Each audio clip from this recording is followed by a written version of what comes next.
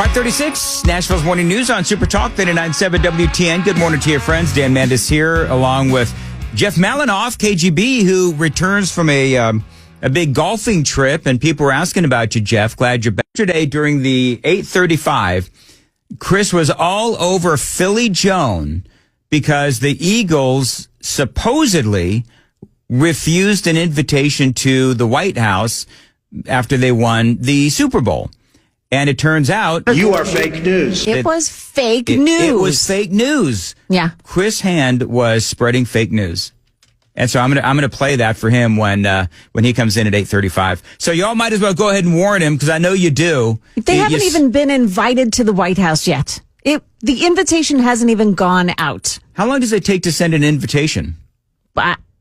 Well, when you're I'm just wondering, when you're so steeped in trying to get rid of polyamorous weirdos within your government, I'm thinking it may take a while. It may take. You know what? How bad is it that the Philadelphia Eagles might be hesitant to come to Washington, D.C. because they don't know what they're going to catch? You know, it's kind of funny because Megyn Kelly tweeted out, "Go F yourselves, Eagles," because she thought the story was true. Oh, no. Yeah. Yeah, she got behind the Eagles because her husband's really into it. So she got really into it too, talking about it on her podcast. And she felt duped yesterday. So she issued that little... Did she issue an apology? I haven't seen that yet. She should apologize. Absolutely.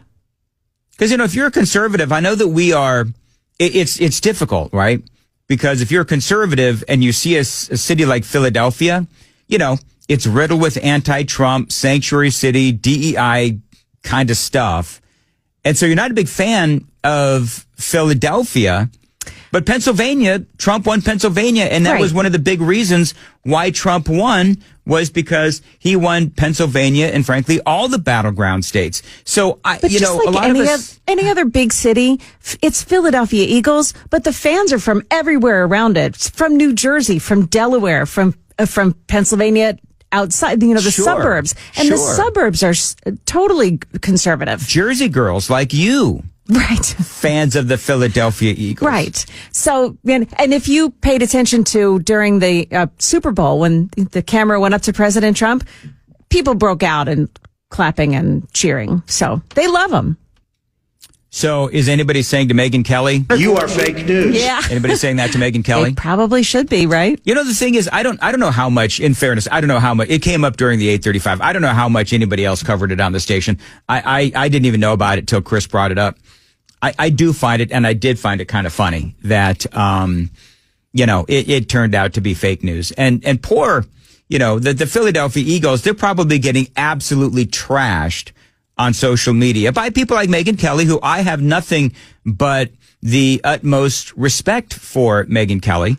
But, sometimes you just got to pump the brakes a little bit. I don't even know, where did that original story come from that turned out to be fake news? It just became a social media viral story. Didn't necessarily, and this happens so often, right? So it didn't necessarily have to have, some truth, some legs to it. It just took fire. And that's what happens. Yeah. And then you try to peel back the onion and figure out, how did all this begin? Yeah. You know what I mean? Like, who started this is what you want to know. All right. Sounds like an article from The Onion. There you go. I'll let myself out. Did you happen to watch the end of the Joy Reid show yesterday? By the way, big news, Malinoff. Joy Reid got fired. I texted my dad saying it's a miracle. Free at last. So this is how Joy Reid ended her show yesterday. She's a little unhinged, by the way. Shout out to our amazing readers, our audience. I just love running into y'all in the airport, on these streets, and on social media. I could not love or appreciate you more. Thank you for holding us down. Almost 5 years. We are a toddler, and we out in these streets in this world, and we are not going to stop. That is tonight's readout. You can follow me on Blue Sky, Instagram, Threads, and on Substack at substack.joy. It's at joyandread.substack.com. Also on TikTok and Facebook at Joy Reid Official. Inside with Jen Psaki starts out. And then she threw it to Jen Psaki, who had a little whatever. So that's how she ended it. Rachel Maddow went after the folks that work at MSNBC, the superiors that decided to pull the plug. So this is what Rachel Maddow said. Again, this was on the termination of Joy Reid. And this, at least to me, is an example of why the media is dying. Rachel Maddow. And Joy is not taking a different job in the network. She is leaving the network altogether. And that is very, very, very hard to take. In all of the jobs I have had, in all of the years I have been alive, there is no colleague for whom I have had more affection and more respect than Joy Reid. I love everything about her. I have learned so much from her. I have so much more to learn from her. I do not want to lose her as a colleague here at MSNBC. And personally, I think it is a bad mistake to let her walk out the door. You know, no discussion on the fact that her ratings had literally been cut in half, or that for the last, several years, her ratings had been down, or the fact that she had turned into literally a national joke. Because everyone realized that every single story that she would cover was rooted in racism. And so to me, Rachel Maddow talking about all this the way that she did is sort of emblematic of the problems that the Democrats have, generally speaking, which is they don't value merit. They don't value accomplishment. And I guess with Joy Reid, it's more important, at least to Rachel Maddow and some people on the left, it's more important to allow her to just call Republicans and Donald Trump and conservative Nazis and racists and all of that nonsense, rather than actually be, number one, factual about the stories, and number two, actually have a solid take. You know how many times I've said this, Joan, where it's like, how, as a talk show host, right? We have to come up with information. We have to come up with an opinion. Our opinion has to be based on some semblance of fact and reason. And Joy Reid, none of that applied. All she had to do was call people a Nazi, and that's all she had to do. You know how many times I said, what an easy gig that would be, right? Doesn't matter to Rachel Maddow. I will tell you, it is also unnerving to see that on a network where we've got two non-white hosts in primetime, both of our non-white hosts in primetime are losing their shows, as is Katie Fang on the weekend. And that feels worse than bad, no matter who replaces them. That feels indefensible, and I do not defend it. So she's actually, I guess, either intimating or flat out calling her employer racist. And again, all that entire spiel from Rachel Maddow, it seems like it's based on skin color and not merit. It's based on the fact that Joy Reid, because you just heard her right there, that she's talking about people of color and how they were fired, and she can't defend that. Well, okay, but could you defend all of these hosts and personalities on MSNBC who happen to be black or whatever and happen to have really low rated shows? And if you're on a network and you're making a pretty good chunk of change and your ratings are crap and you're a national joke, why should they keep you? See, this is the problem. Again, this Joy Reid story is emblematic of the problems that Democrats have, generally speaking, where they would rather accept mediocrity than have to go backwards on their passion for DEI, because that's this reaction that they have to Joy Reid's termination. Well, it's a mistake to let her go. Why? Well, because she's black. She's a black female. To me, it's absolutely astounding that anyone, have you looked at her ratings? Her ratings were literally cut in half. She was the lowest rated on MSNBC from the full-time schedule. So absolutely, she should have been fired. This is from Joy Reid's final monologue. Shocker. She goes out the way that she came in. Joy Reid. How do you resist when fascism isn't just coming, it's already here? So what, if anything, can you do about it? She sees fascism everywhere. She sees Nazis everywhere. And so that's the problem with Joy Reid. That's the problem with the Democrats. That was the problem with Kamala Harris. Because everywhere you turned, it was about DEI. Everywhere you turned, it was about fascism and how Donald Trump was a threat to democracy when everybody knew that he wasn't.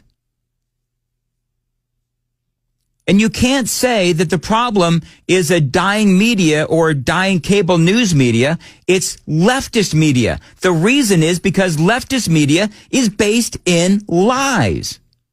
Fox News is doing great. Greg Gutfeld, I think this is still a thing, isn't it, Joan? Isn't Greg Gutfeld still beating all of those, all of the Jimmys and all those other people on the networks? He actually got the cover of Variety magazine. Whole big thing. I know, like crazy. He's beating Jimmy Fallon, Jimmy Kimmel, Stephen Colbert. He's beating all of those people. Because he's funny. He's funny. He does present facts. He does present opinion. And by the way, he's not afraid to take out Democrats either. Or I should say Republicans. Republicans, absolutely. He's not afraid to take out Republicans. So part of the problem and the sheer difference between Greg Gutfeld and the humorless a-holes on MSNBC is, number one, MSNBC, you know what they are? They are humorless and factless, and they're a-holes. That's the problem with MSNBC. And Fox News, they're funny. They are moored in reality. And they've got great opinions, and they're not afraid to take out their own party. They're not afraid to say, oh, this Republican did this or that Republican did that. They're not afraid to do that. Greta Van Susteren, I've been talking about this the last couple of days because I don't like to enjoy or celebrate someone getting fired. I've been saying that for the last couple of days now since we knew that this whole Joy Reid thing was going to happen. Greta Van Susteren posted this. I don't enjoy someone losing a job, but when I got fired from MSNBC, Joy Reid liked the tweet of my firing announcement. Classy. She says, I hope the experience of being fired humbles her and she learns from it. And then she goes on and talk about things that she learned from her firing and so forth. So it is hard for me. It is hard for me to feel sorry for Joy Reid. She did say this. There was her last show, and then there was, I don't know what it was. It was almost like a social media post where she was talking about her dismissal. But in the end, where I really land and where I've landed on today is just gratitude. Just pure gratitude. You know, I was thinking about this and I tweeted this out. I posted, I bet you have a lot of gratitude because you made a ton of money for race baiting every night and you had the political analysis of a seventh grader.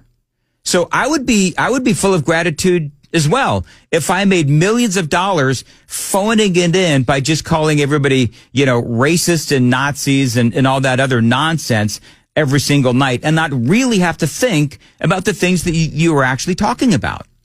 Because to me, that personifies not only Joy Reid, but a lot of people on the left.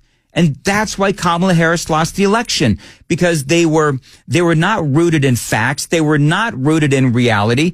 They were rooted in Donald Trump is a threat to our democracy.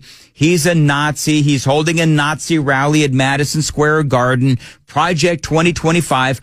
All of these things that were simply not true, and they were simply talking points. So you can look at, and I've got some numbers that I'm probably going to do in the next hour, but you can look at the termination of Joy Reid on MSNBC, the fall of MSNBC, and the reaction to both, and you can zoom out and say, well, this is the exact same problem with not only Joy Reid and MSNBC, but the entire Democrat Party. Because they're not based in fact. They're based in platitudes and lies, and they are divisive, and they are part of the worst of America. While Donald Trump is trying to unite America towards a common goal of making America better for all Americans, all they want to do at MSNBC and Joy Reid and Rachel Maddow is divide America because they don't have the issues on their side.